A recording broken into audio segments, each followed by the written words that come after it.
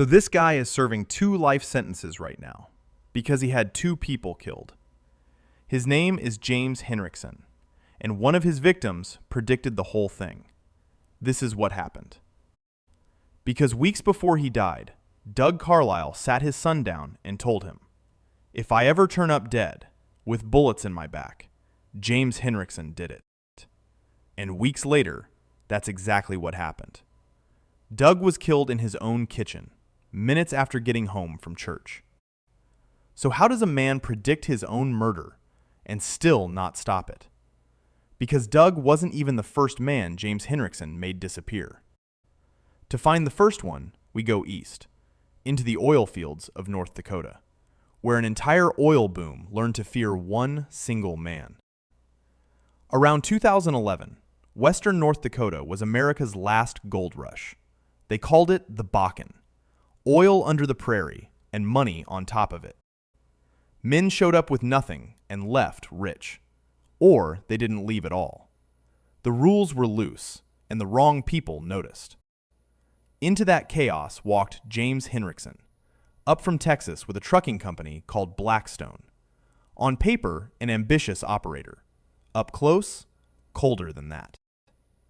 Blackstone hauled crude across the Fort Berthold Reservation, tribal land sitting on billions in shale. Everyone wanted a piece. Henrikson wanted all of it. To run something that big, that fast, he needed men he could trust. One of them was a 29-year-old named Clarke. Casey ran operations, and he was good at it. Maybe too good. All he wanted was to work hard and go home richer, and he had no idea what that would cost him. And Casey was good enough to start thinking a dangerous thought. Maybe he didn't need Henrikson at all. Maybe he could run his own trucks. In the oil patch, that's just business. Men left. Men competed. But Casey didn't understand who he was dealing with yet. He was about to. February 22nd, 2012. Clarke was last seen at the Blackstone shop near Newtown. Gray jogging suit. And then, nothing. No calls, no texts, no bank activity. A young, healthy man who talked to his mother constantly just stopped existing overnight. Here's what investigators pieced together. Casey was lured into that shop, and a man he'd never met was waiting inside. A construction worker named Timothy Suko. Henrikson paid him $20,000. 20 grand to erase a man he thought might take a few customers someday. The price of a used pickup. And I'll tell you plainly what a jury later heard in Suko's own words. He beat Casey to death with a jackhandle. Then he loaded the body into a truck, drove into the North Dakota Badlands, and buried him where no one would ever think to look. To this day, Casey has never been found.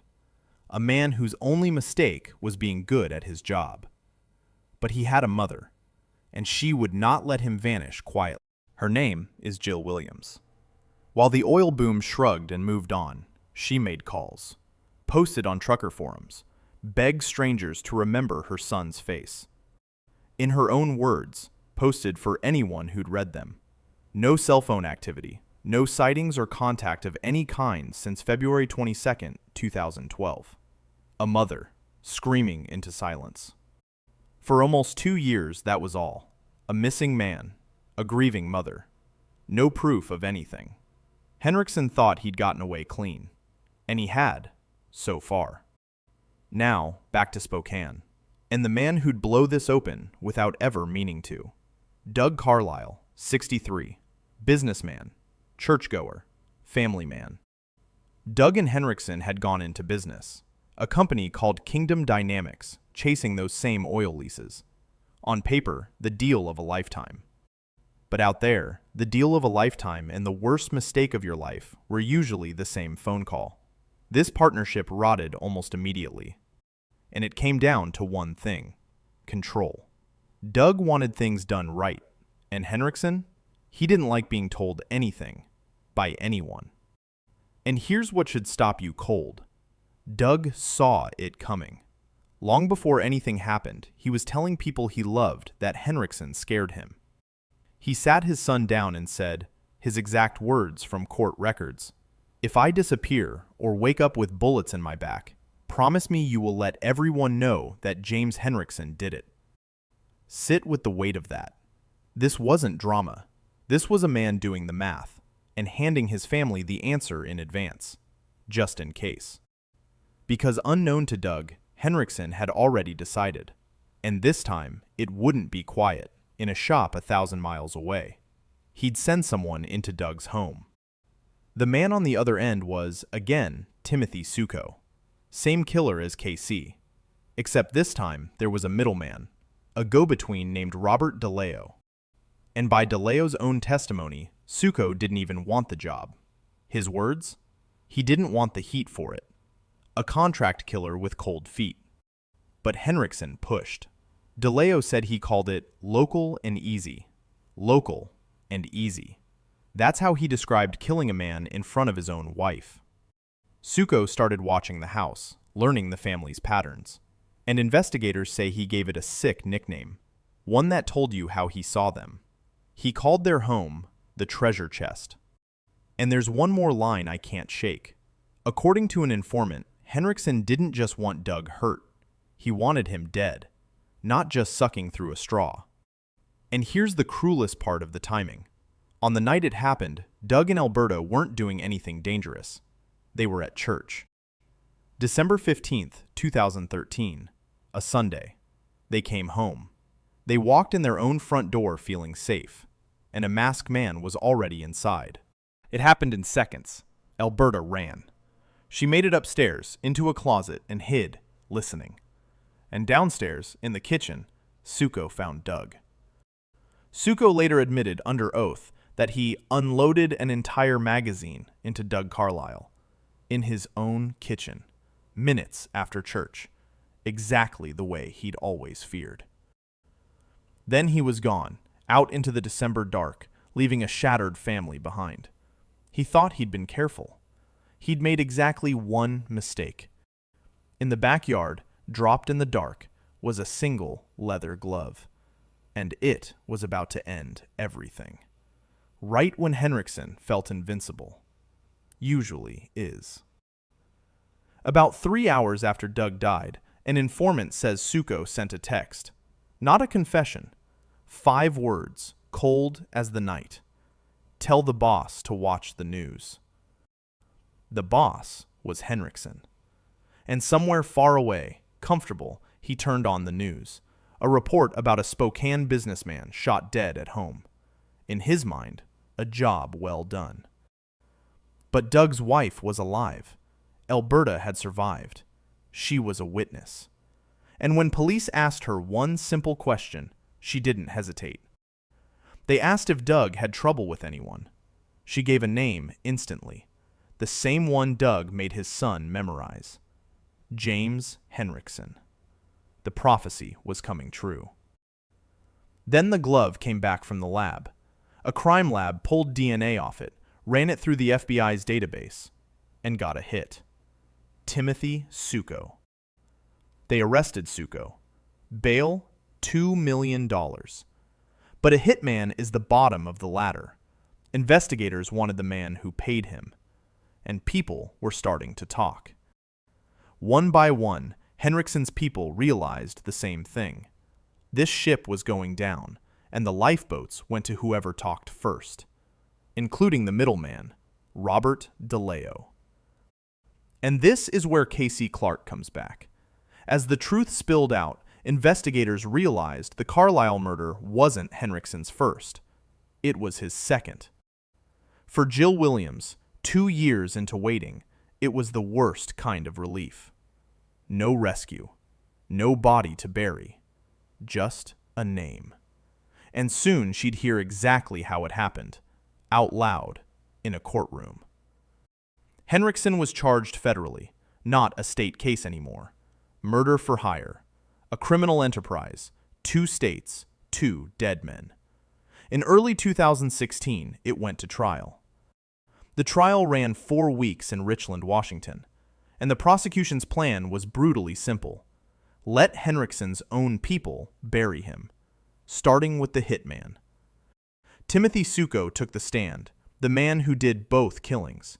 He described them with a flatness that silenced the room. On KC, he said he beat him until his head went soft. Until his head went soft. A human being describing another human being. And Casey's mother was in that building, hearing her son's last moments from the man who took him.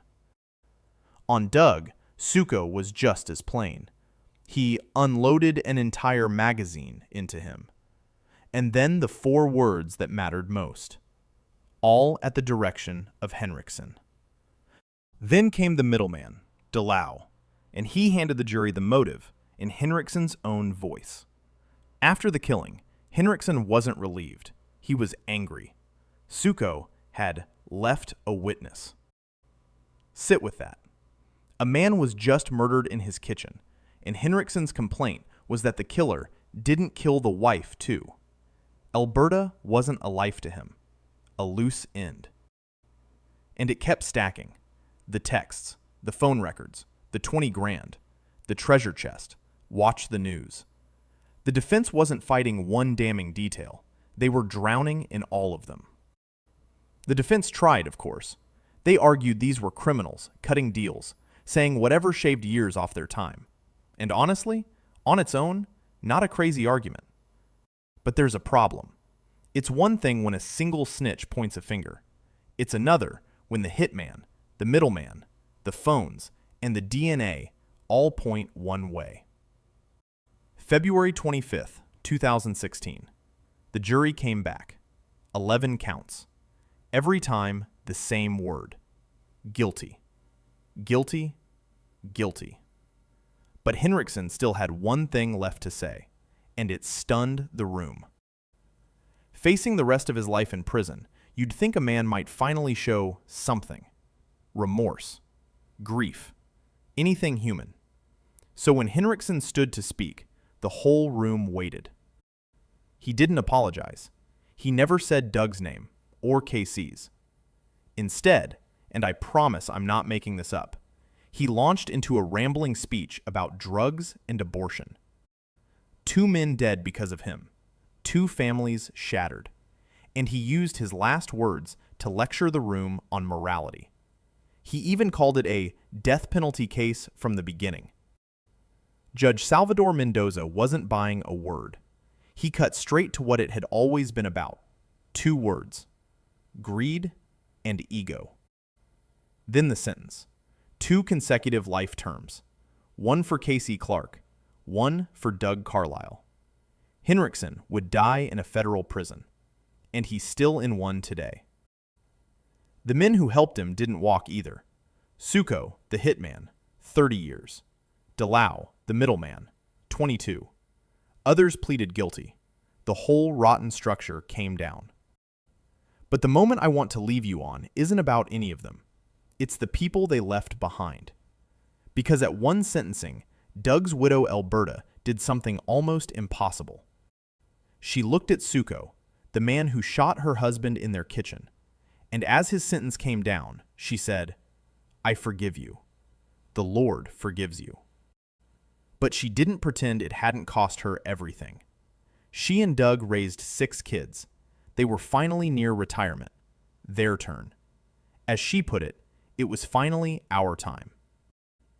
And then there's Jill Williams. She got a conviction.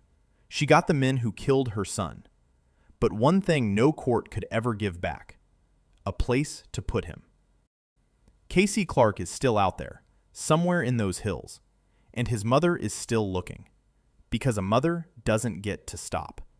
No grave to visit, just a country the size of grief, with her boy inside it.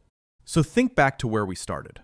A man at a table, telling his son the name of the one who'd kill him. Doug wasn't paranoid. He was right. He just couldn't make being right save him.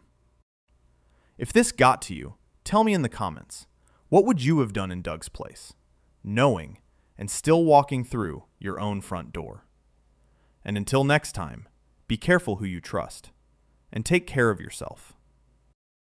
Everything you saw here comes from public court records and news reporting. The images are illustrations, not real footage, and all of it is true.